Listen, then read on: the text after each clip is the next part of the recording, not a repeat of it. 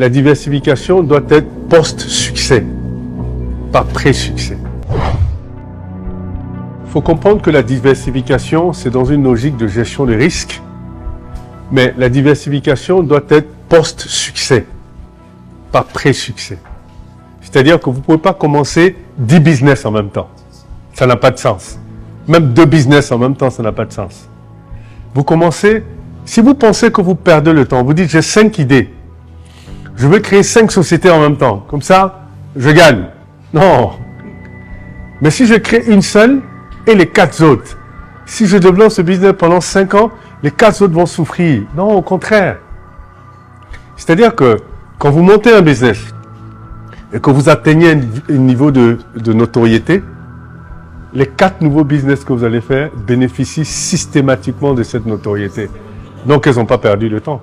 Si aujourd'hui, moi je dis, je vais être dans le numérique, le premier réflexe des gens, c'est de dire, il a réussi la notation financière, donc il va réussir le numérique. Donc vous gagnez tout de suite, votre projet numérique prend la même notoriété que la notation financière. Pareil pour l'immobilier, ou même si je dis, je veux faire l'agriculture. On va dire, il sait ce qu'il fait. Quand il touche quelque chose, ça devient de l'or. Donc l'agriculture, là, ça va devenir de l'or.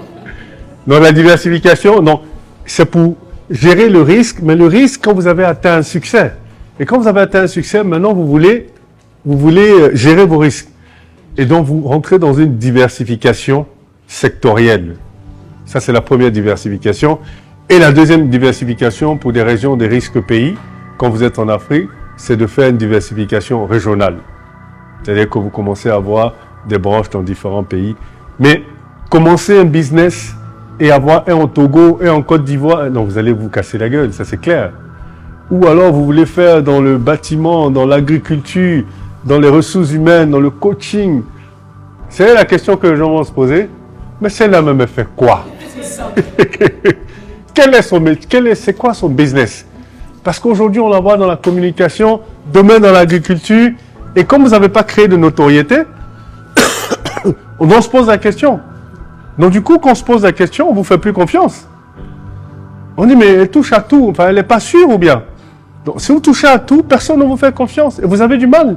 Et c'est comme ça que les 4 sociétés que vous allez créer en même temps ne vont pas réussir. Puisqu'on ne vous fait pas confiance. On dit, mais attends, elle ne peut pas être expert en 4 choses quand même. Ou 5. Enfin, vous voyez ce que je veux dire?